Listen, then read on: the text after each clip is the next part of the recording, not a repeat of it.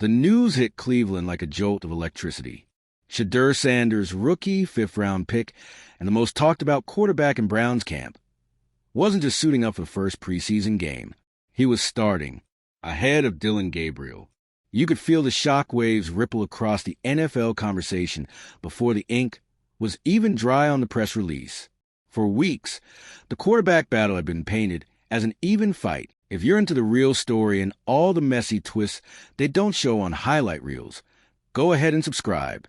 And if you're sticking around to see how this Browns QB chaos plays out, you should definitely be subscribed.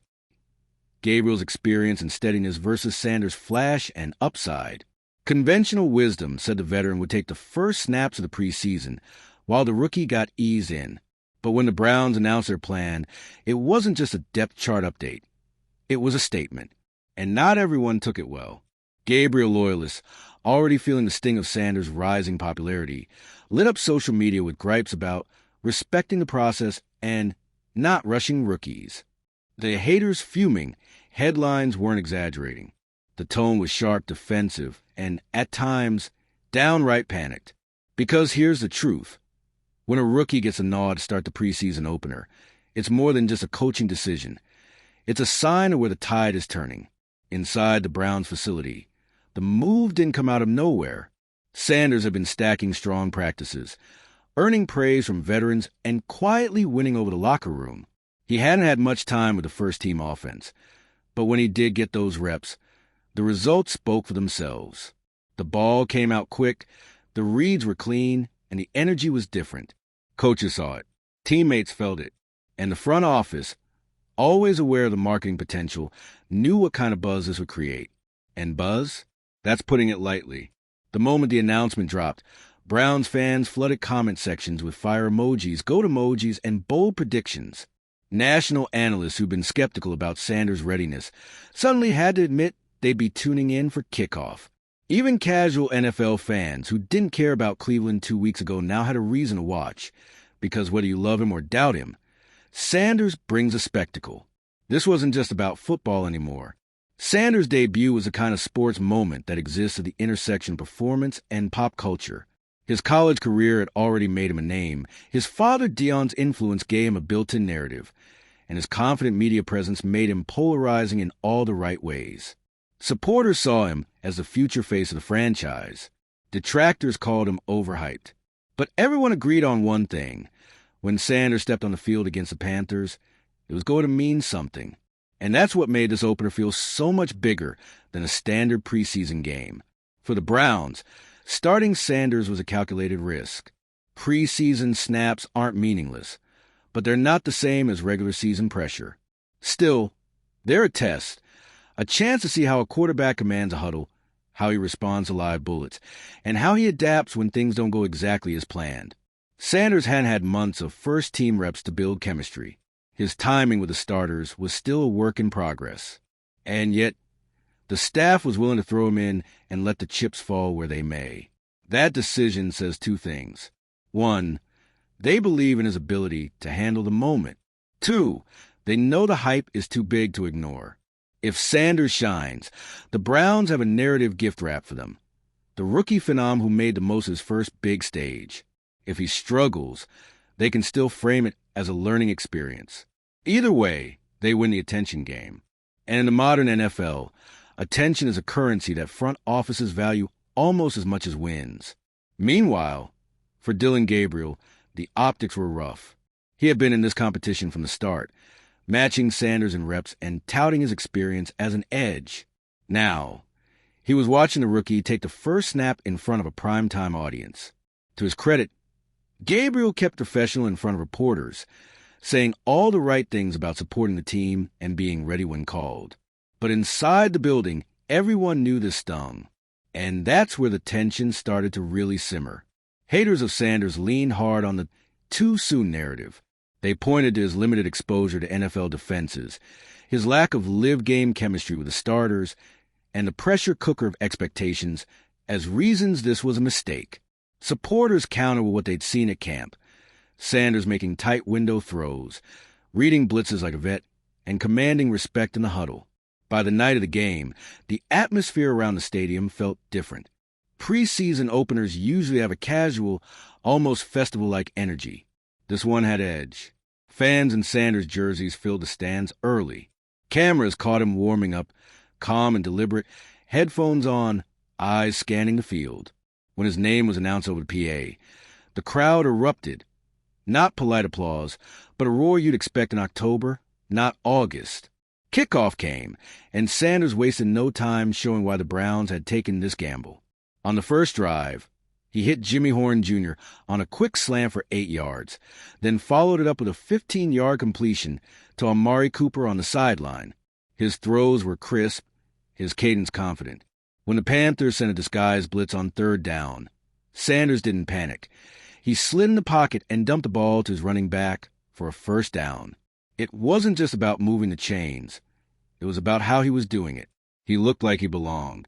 The drive ended with a field goal, but the tone had been set. Sanders had answered the first question. Could he handle the moment? Absolutely. By his third series, he had the crowd chanting his name. On one play, he rolled left to avoid pressure, kept his eyes downfield, and hit Horn on a crossing route for a 25-yard gain. The sideline jumped. Myles Garrett was grinning under his helmet. The momentum was building, not just in the game, but in the larger narrative swirling around Sanders' debut.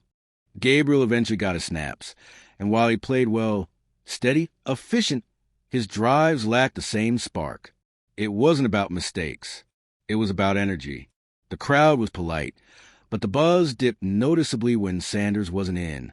That's the part haters hate the most, because in football, perception isn't always fair. Sometimes, it's not about who plays better on paper. It's about who makes you believe something is happening when they're on the field. And Sanders has that something. It's why he's polarizing, why he's exciting, and why starting him in the preseason opener was a gamble the Browns were willing to take. By the time the game ended, Sanders had completed 13 of 17 passes for 145 yards, no turnovers, and 1 touchdown. Not a perfect night, but for a debut, nearly everything the Browns could have hoped for. The post-game interviews told their own story. Sanders, cool as ever, credited his teammates, praised the offensive line, and called it just the beginning. Gabriel kept it diplomatic, but his answers were shorter, tighter. The locker room vibe was clear. Players from both sides of the ball stopped by Sanders' locker to congratulate him. The rookie quarterback wasn't just the talk of the city now. He was the talk of the team. And here's the truth that had the haters fuming even more. This was no longer just a let's see what the rookie can do experiment. This was the start of a legitimate shift in the Browns' quarterback hierarchy.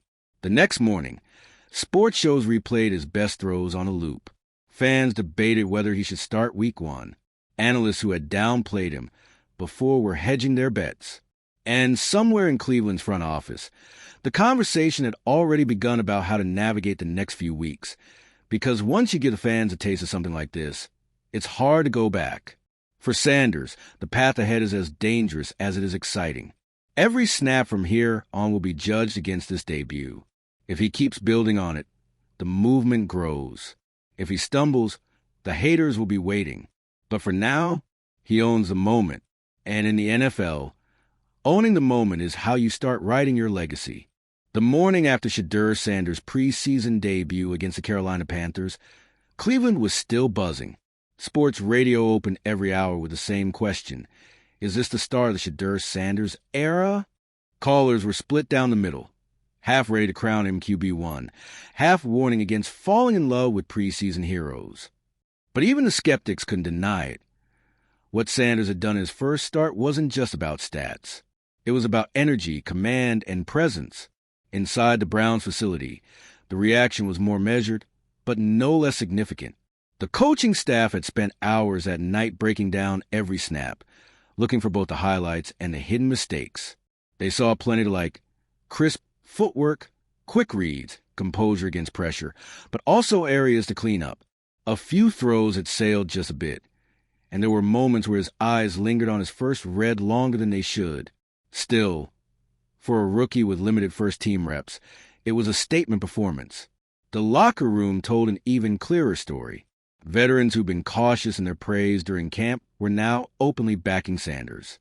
Amari Cooper told a reporter. You can feel it in the huddle. He believes in the play, and that makes you believe in it too. Joel Bitonio, the team's Pro Bowl guard, noted that Sanders was calm, decisive, and didn't waste time. Those little endorsements carry weight, not just with the media, but with the coaching staff, because they speak to trust, an essential currency for any quarterback. For Dillon Gabriel, the situation had shifted dramatically. The Browns had been careful to frame this as a competition, but after Sanders' debut, it felt more like Gabriel was playing catch-up. His own performance against the Panthers hadn't been bad. He'd been accurate on short throws, protected the football, and moved the offense methodically. But there was no denying the difference in spark.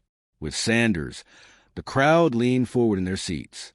With Gabriel, they checked their phones between plays. Gabriel wasn't oblivious to the shift. In the next practice, he came out with more urgency, pushing the ball downfield and making a point to run the huddle with authority. But urgency can cut both ways. On one deep attempt, he forced the ball into double coverage, resulting in a tip pass that could have easily been intercepted. The coaches didn't chew him out, but the note was there in the meeting room. Don't try to prove it all in one throw. Sanders, meanwhile, kept stacking days. He didn't light up every drill. He had a few misfires in red zone work, and one mistimed exchange of the running back led to a busted play. But his consistency was starting to separate him. He was making routine plays look effortless, and when a defense threw him a wrinkle, he adjusted instead of panicking. That adaptability was tested during a midweek scrimmage against the Browns' starting defense. On the first series, Myles Garrett blew past a right tackle, forcing Sanders to roll out left. Most rookies would tuck and run in that spot.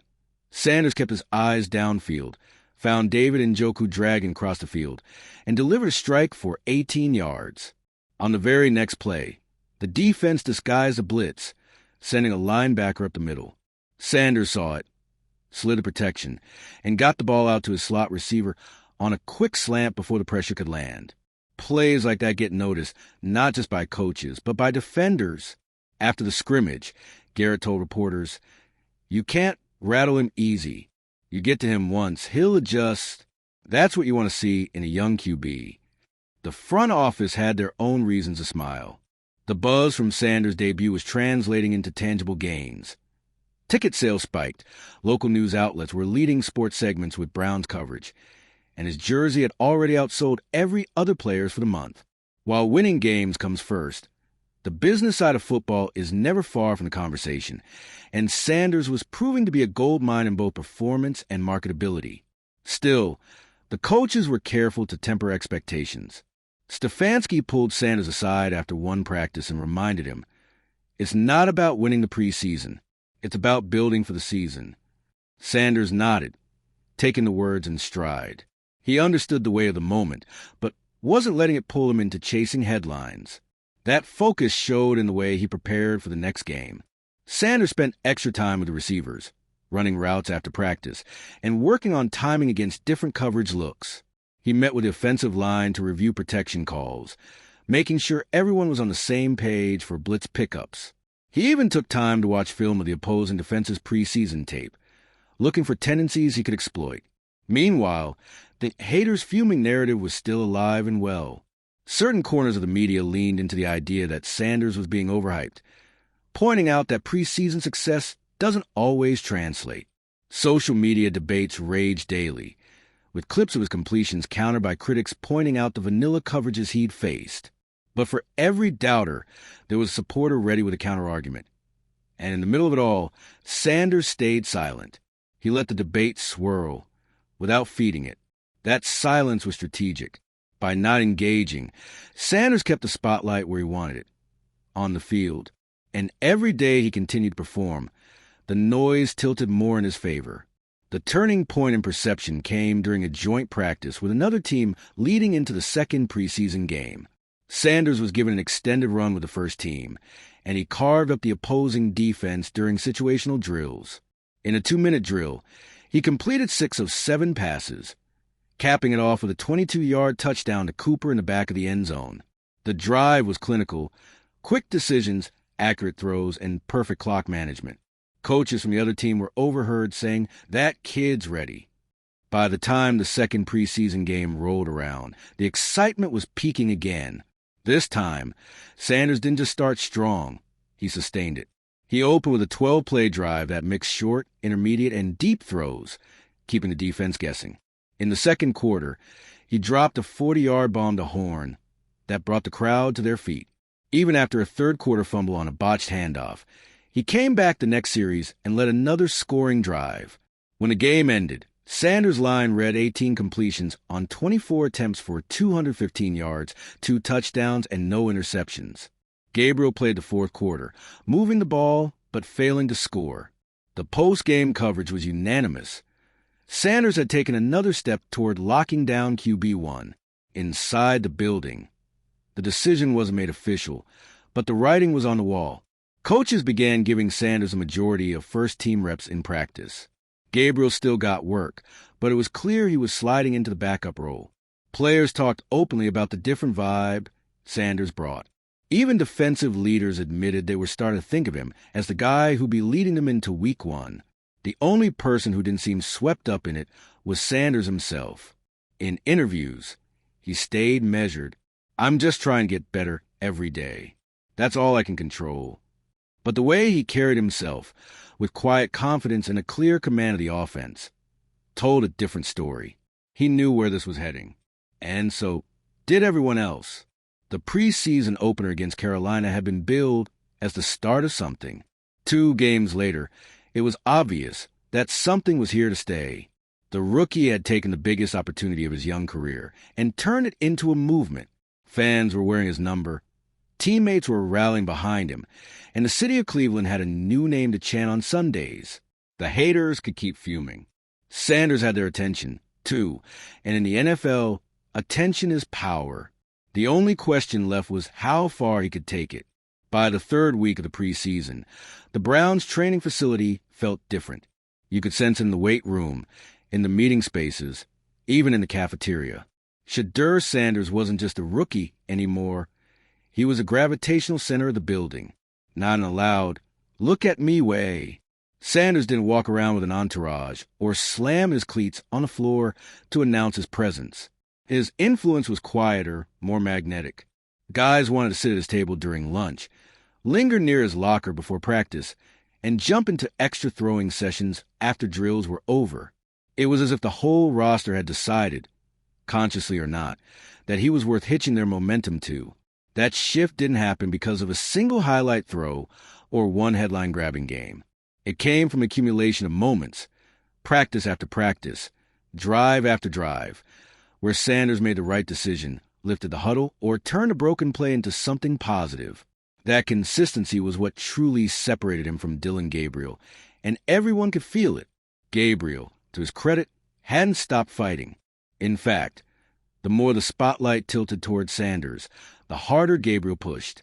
He stayed late with the second-team offense, threw extra routes with backups and rookies, and kept a professional demeanor with the media. But no matter how steady he played, it was impossible to shake the comparison. Sanders wasn't just making good plays. He was making memorable plays, the kind that teammates talk about in the locker room and fans replay online. One of those moments came in a closed practice, with no cameras rolling. The Browns' starting defense brought an all-out blitz during a red zone drill, collapsing the pocket almost instantly.